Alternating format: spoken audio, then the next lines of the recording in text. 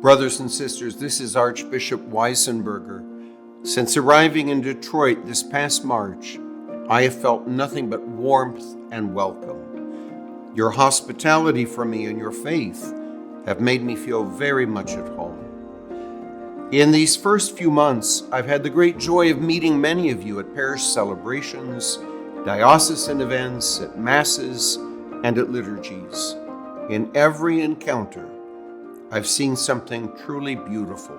I've witnessed your deep love for Christ, your love for your local parish, your love for the Archdiocese, and your desire to see the Church of the Archdiocese of Detroit flourish for generations to come. Now, you know Detroit has its own unique spirit. It's a spirit of incredible resilience, generosity, and hope. It's a spirit that has carried this great city through challenge and renewal time and time again.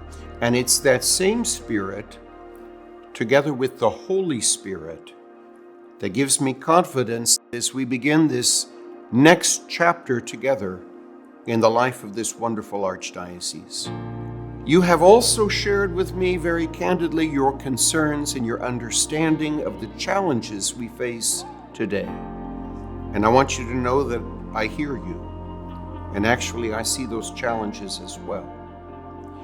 Many of our church buildings were constructed during a time of tremendous growth, when more than 1.5 million Catholics called our Archdiocese home. Today, that number is closer to 900,000, and with a smaller portion regularly attending Mass. We've been struggling to maintain buildings, ministries, and structures designed for a much larger church. It's left us stretched, sometimes stretched too thin to serve as fully or as generously as we want. Moreover, by struggling to care for buildings and parish structures where there are very few people, we're also struggling to follow the Catholic population in those areas where we're growing. But I believe this moment is not one marked primarily by anxiety or despair. Rather, I see it as one filled with opportunity. I really believe with all my heart that God is inviting us to reimagine parish life, to reimagine priestly ministry and our mission, with new creativity and deep faith, to build something that will last, something vibrant, sustainable, and full of hope.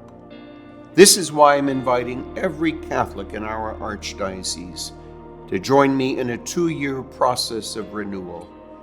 It will be a journey of discernment to chart the best path forward for each of our parish, communities, and regions.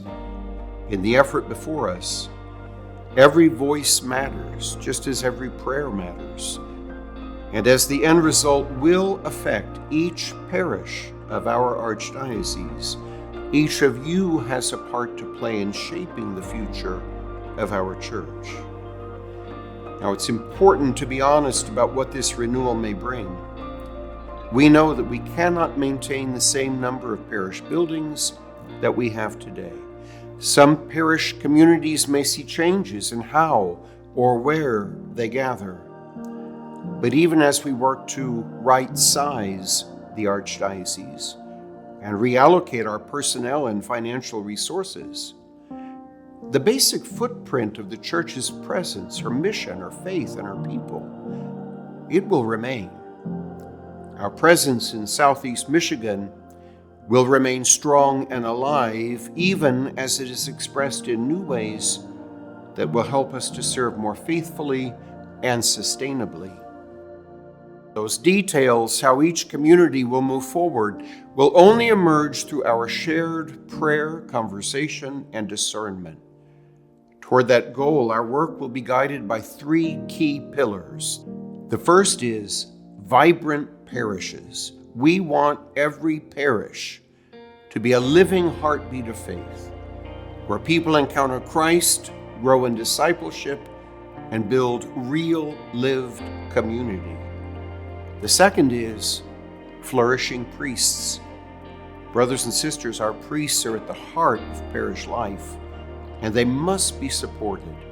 freed to focus on what they do best, preaching the gospel, celebrating sacraments, and caring for the people.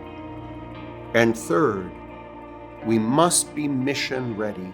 The call of the gospel is never just to survive, but to thrive. We're called to share the gospel not just within the walls of our churches comfortably, but in our neighborhoods, our schools, and our places of work.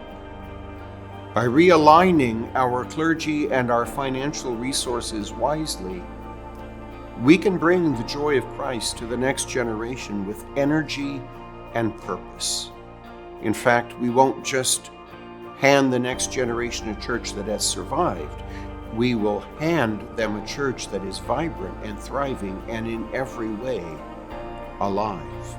Now, many leaders across our archdiocese, priests, deacons, and lay leaders, have already begun these critical conversations and will continue them in the months ahead.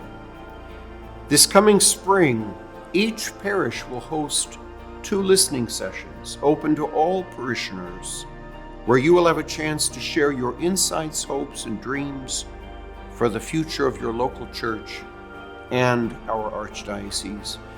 This will be your opportunity to be involved, to help shape what comes next. In the meantime, and knowing that no venture of this nature can succeed without prayer, I am especially asking for your prayers.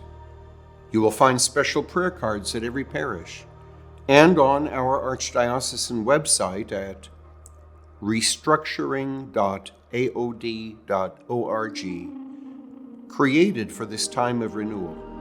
My brothers and sisters, thank you for your generosity in your time, your prayers, and your faith.